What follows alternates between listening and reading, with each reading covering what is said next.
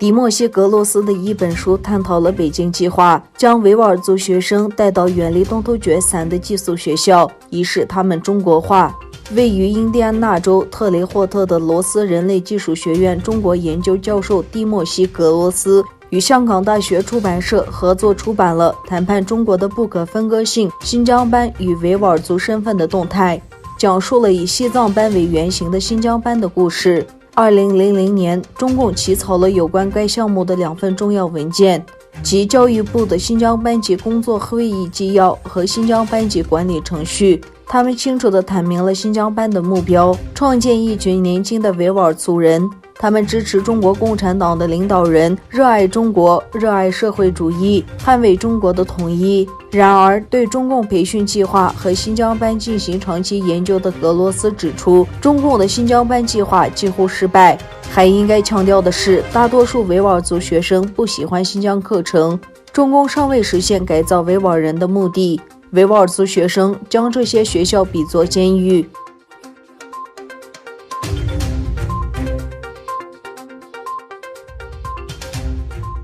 在联合国等国际组织代表维吾尔人的世界维吾尔大会主席多尔肯艾沙接受土耳其卡拉电视台采访，以评估东突厥3的局势以及美国国会最近通过的维吾尔人权法。他解释了中国在东突厥3的种族灭绝政策，评论了美国对北京政府的制裁决定以及伊斯兰世界的沉默。他表示，中国政府通过购买世界各地的媒体，以掩盖其在东突厥3的种族灭绝，其中包括一些土耳其媒体。他说，中国政府一年花费150亿美元，用于通过媒体进行宣传。多尔肯艾沙曾定居在北京，以逃脱中国的迫害，但是他后来被迫逃亡土耳其。最后，多尔肯艾沙在德国申请政治庇护。他的经历总结了成千上万维吾尔人的困境。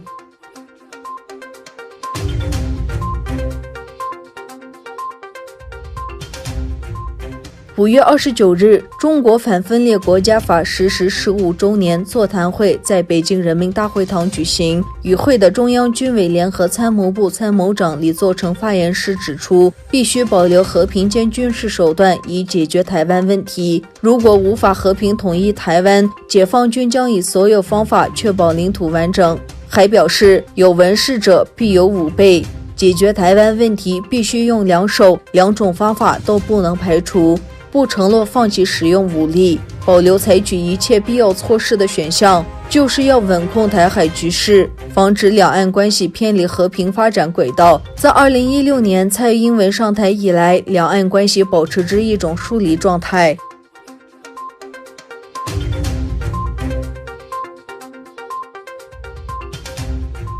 美国总统特朗普宣布，他将下令取消美国对香港的特殊贸易地位，并将对中国香港官员实施制裁。他还表示，美国将与世界卫生组织切断关系。特朗普29日在白宫玫瑰院举行记者会表示，世卫组织未能实现迫切需要的改革。美国今天将终止与世界卫生组织的关系，并将这些资金重新用于世界其他迫切的全球公共卫生需求。他说，由于中国政府的卸职行为，世界现在正遭受苦难。他补充说，中国引发一场全球性大流行，已经使美国人的死亡人数超过10万人。特朗普表示，北京让香港的自由窒息，完完全全的窒息，这是香港、中国和全世界人民的悲剧。美国还将采取必要行动，制裁涉嫌侵害香港自由的中国与香港官员，但特朗普未提及制裁细节。